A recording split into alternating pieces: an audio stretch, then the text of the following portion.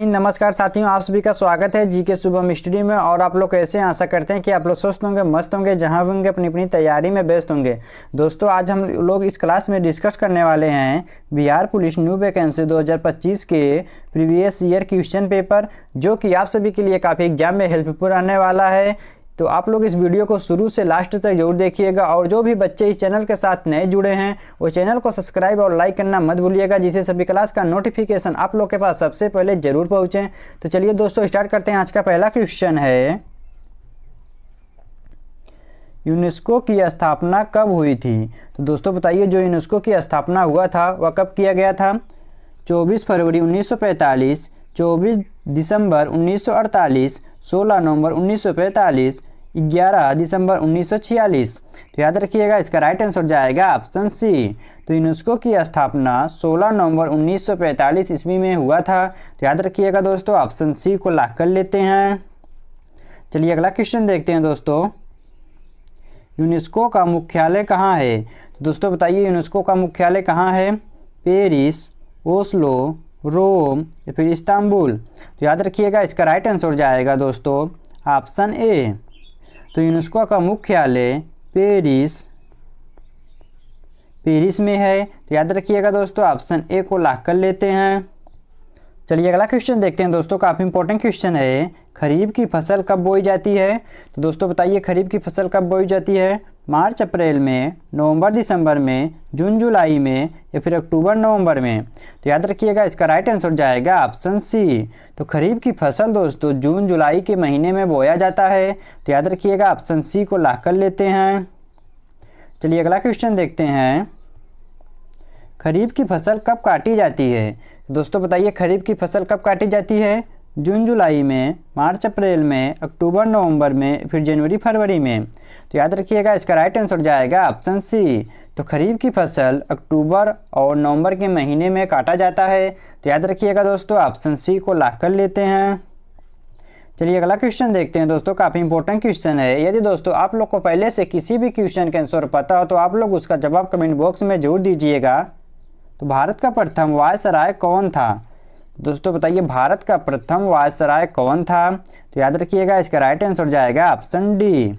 तो भारत का प्रथम वायसराय लॉर्ड कैनिंग थे। तो याद रखिएगा दोस्तों, ऑप्शन डी को लॉक कर लेते हैं। चलिए अगला क्वेश्चन देखते हैं,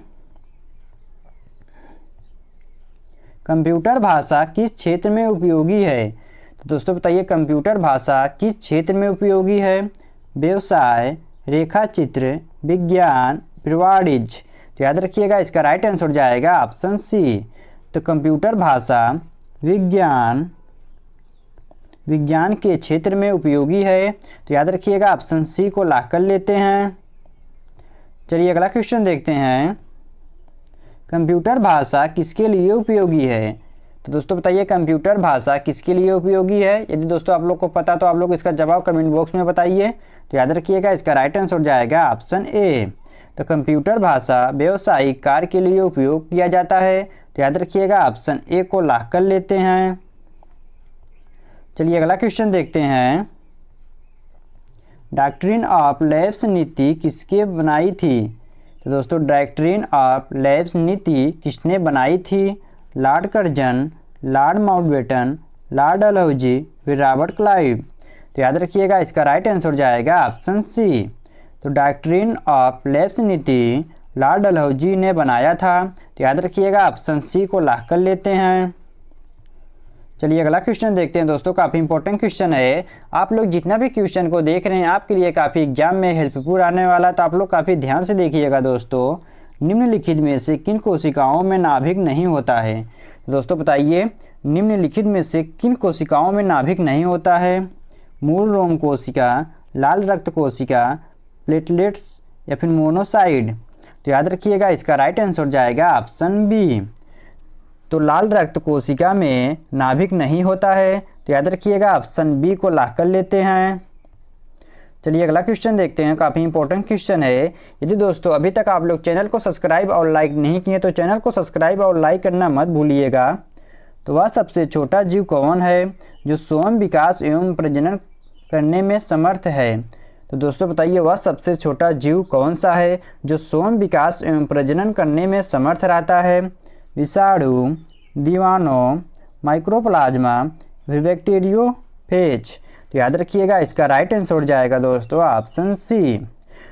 तो माइक्रोप्लाज्मा सबसे छोटा जीव है जो स्वयं विकास एवं प्रजनन करने में समर्थ रहता है। तो याद रखिएगा ऑप्शन सी को लाख कर लेते हैं। चलिए अगला क्वेश्चन देखते हैं दोस्तों, काफ़ी इंपॉर्टेंट क्वेश्चन है, इसको ध्यान से देखिएगा। मुगल सम्राट हुमायूं का मकबरा कहाँ है? तो दोस्तों बताइए मुगल सम्राट हुमायूं का मकबरा कहाँ पर स्थित है? तो याद रखिएगा इसका राइट आंसर हो जाएगा ऑप्शन बी। तो मुगल सम्राट हुमायूं का मकबरा दिल्ली में स्थित है। तो याद रखिएगा दोस्तों ऑप्शन बी को लॉक कर लेते हैं। चलिए अगला क्वेश्चन देखते हैं, विश्व बैंक का मुख्यालय कहाँ है? तो दोस्तों बताइए विश्व बैंक का मुख्यालय कहाँ है? तो याद रखिएगा इसका राइट आंसर हो जाएगा ऑप्शन बी। तो विश्व बैंक का मुख्यालय वाशिंगटन डीसी में है। तो याद रखिएगा दोस्तों ऑप्शन बी को लॉक कर लेते हैं। चलिए अगला क्वेश्चन देखते हैं, काफ़ी इंपॉर्टेंट क्वेश्चन है। एक क्वेश्चन पिछली बार एग्जाम में भी पूछा गया था दोस्तों, तो इसको ध्यान से देखिएगा। बंगाल सती विनियमन 1829 भारत के किस गवर्नर जनरल द्वारा लाया गया था? तो दोस्तों बताइए बंगाल सती विनियमन 1829 भारत के किस गवर्नर जनरल द्वारा लाया गया था? तो याद रखिएगा इसका राइट आंसर हो जाएगा ऑप्शन बी। तो बंगाल सती विनियमन 1829 भारत के Lord William Bentinck governor general के द्वारा लाया गया था। तो याद रखिएगा ऑप्शन बी को लॉक कर लेते हैं। चलिए अगला क्वेश्चन देखते हैं दोस्तों, बिहार दिवस कब मनाया जाता है? तो दोस्तों बताइए बिहार दिवस कब मनाया जाता है? 15 अगस्त, 26 जनवरी, 22 मार्च, फिर 2 अक्टूबर। तो याद रखिएगा इसका राइट आंसर हो जाएगा ऑप्शन सी। तो बिहार दिवस दोस्तों 22 मार्च को मनाया जाता है। तो याद रखिएगा ऑप्शन सी को लॉक कर लेते हैं। चलिए अगला क्वेश्चन देखते हैं दोस्तों, काफ़ी इंपॉर्टेंट क्वेश्चन है। निम्न में से कौन ना तत्व और ना ही यौगिक है? तो बताइए दोस्तों, वायु, जल, पारा या फिर नमक। तो याद रखिएगा इसका राइट आंसर हो जाएगा ऑप्शन ए। तो वायु ना तत्व और ना ही यौगिक है। तो याद रखिएगा दोस्तों ऑप्शन ए को लॉक कर लेते हैं। चलिए अगला क्वेश्चन देखते हैं, काफ़ी इंपॉर्टेंट क्वेश्चन है। एक क्वेश्चन पिछली बार एग्जाम में भी पूछा गया था, जल शोधन में कौन सी प्रक्रिया का प्रयोग किया जाता है? तो दोस्तों बताइए जल शोधन में कौन सी प्रक्रिया का प्रयोग किया जाता है? तो याद रखिएगा इसका राइट आंसर हो जाएगा ऑप्शन बी। तो जल शोधन में विपरीत परासरण प्रक्रिया का प्रयोग किया जाता है। तो याद रखिएगा ऑप्शन बी को लॉक कर लेते हैं। चलिए अगला क्वेश्चन देखते हैं दोस्तों, काफ़ी इंपॉर्टेंट क्वेश्चन है। स्वतंत्र भारत के गवर्नर जनरल कौन थे? तो दोस्तों बताइए स्वतंत्र भारत के गवर्नर जनरल कौन थे? तो याद रखिएगा इसका राइट आंसर हो जाएगा ऑप्शन बी। तो स्वतंत्र भारत के गवर्नर लॉर्ड माउंटबेटन थे। तो याद रखिएगा ऑप्शन बी को लॉक कर लेते हैं। क्वेश्चन देखते हैं दोस्तों, जीवन की मूलभूत इकाई क्या है?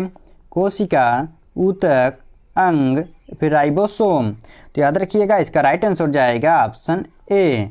तो जीवन की मूलभूत इकाई दोस्तों कोशिका ही है। तो याद रखिएगा दोस्तों ऑप्शन ए को लॉक कर लेते हैं। चलिए अगला क्वेश्चन देखते हैं दोस्तों, काफ़ी इंपॉर्टेंट क्वेश्चन है। एक क्वेश्चन पिछली बार एग्जाम में भी पूछा गया था, इसको ध्यान से देखिएगा। प्रोटीन संश्लेषण निम्न कोशिकांगों में से किन की भूमिका सबसे अधिक महत्वपूर्ण है? दोस्तों किन की भूमिका सबसे अधिक महत्वपूर्ण है? तो याद रखिएगा इसका राइट आंसर हो जाएगा ऑप्शन सी। तो प्रोटीन संश्लेषण में कोशिकांगों में से अतःद्रव्य जालिका और राइबोसोम भूमिका सबसे अधिक महत्वपूर्ण है। तो याद रखिएगा दोस्तों ऑप्शन सी को लॉक कर लेते हैं। चलिए अगला क्वेश्चन देखते हैं दोस्तों, काफ़ी इंपॉर्टेंट क्वेश्चन है। भारतीय राष्ट्रीय कांग्रेस के अध्यक्ष जो सेशन के प्रारंभ में ही जेल चले गए थे। तो याद रखिएगा इसका राइट आंसर जाएगा ऑप्शन ए। तो भारतीय राष्ट्रीय कांग्रेस के अध्यक्ष CR दास ने जो सेशन के प्रारंभ में ही जेल चले गए थे। तो याद रखिएगा ऑप्शन ए को लॉक कर लेते हैं। चलिए अगला क्वेश्चन देखते हैं, काफ़ी इंपॉर्टेंट क्वेश्चन है।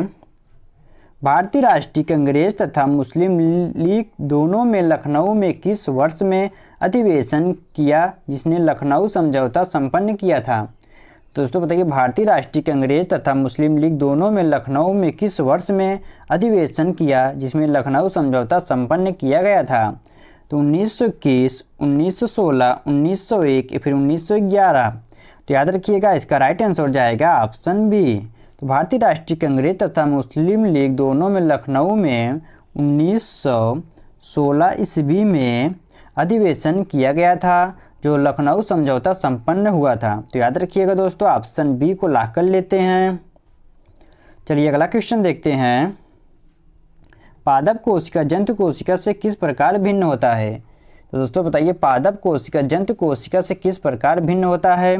तो याद रखिएगा इसका राइट आंसर जाएगा ऑप्शन बी। तो पादप कोशिका जंतु कोशिका से कोशिका भित्ति प्रकार होता है। तो याद रखिएगा ऑप्शन बी को लॉक कर लेते हैं। अगला क्वेश्चन देखते हैं दोस्तों। हवा महल का निर्माण किसने कराया था? तो दोस्तों बताइए हवा महल का निर्माण किसने कराया था? तो याद रखिएगा इसका राइट आंसर जाएगा ऑप्शन बी। तो हवा महल का निर्माण महाराजा जगजीत सिंह ने कराया था। तो याद रखिएगा ऑप्शन बी को लॉक कर लेते हैं। चलिए अगला क्वेश्चन देखते हैं दोस्तों। जयपुर में हवा महल का निर्माण किससे हुआ था? तो दोस्तों आप लोग बताइए इसका जवाब कमेंट बॉक्स में कि जयपुर में हवा महल निर्माण किससे हुआ था? तो याद रखिएगा इसका राइट आंसर जाएगा ऑप्शन सी। तो जयपुर में हवा महल का निर्माण लाल और गुलाबी बलुआ पत्थर से किया गया था। तो याद रखिएगा ऑप्शन सी को लॉक कर लेते हैं। चलिए अगला क्वेश्चन देखते हैं दोस्तों। काफ़ी इंपॉर्टेंट क्वेश्चन है। किस भारतीय राष्ट्रीय कांग्रेस के अधिवेशन में पंडित जवाहरलाल नेहरू ने समाजवाद को भारत की समस्याओं को हल करने की कुंजी बताया था? तो दोस्तों बताइए। तो याद रखिएगा इसका राइट आंसर जाएगा ऑप्शन बी। तो लखनऊ अधिवेशन 1936 राष्ट्रीय कांग्रेस के अधिवेशन में पंडित जवाहरलाल नेहरू ने समाजवाद को भारत की समस्याओं को हल करने की कुंजी बताया था। तो याद रखिएगा दोस्तों ऑप्शन बी को लॉक कर लेते हैं। चलिए अगला क्वेश्चन देखते हैं दोस्तों और आज का लास्ट क्वेश्चन है। निम्नलिखित में से कौन सा ऊर्ध्वपातन कर सकता है? तो दोस्तों बताइए निम्नलिखित में से कौन सा ऊर्ध्वपातन कर सकता है? Ammonia chlorate, ammonia sulphate, ammonia chloride, फिर अमोनिया सल्फाइड। तो दोस्तों एक क्वेश्चन आप सबके लिए है जो इसका जवाब आप सभी को कमेंट बॉक्स में बताना है। यदि आप सभी को वीडियो पसंद आया तो वीडियो को लाइक करना, शेयर करना दोस्तों, और हाँ चैनल को सब्सक्राइब करना मत भूलिएगा जिससे सभी क्लास का नोटिफिकेशन आप लोग के पास सबसे पहले जरूर पहुँचे। तो दोस्तों आप सबसे मिलते हैं अगले वीडियो में। तब तक के लिए जय हिंद, जय भारत।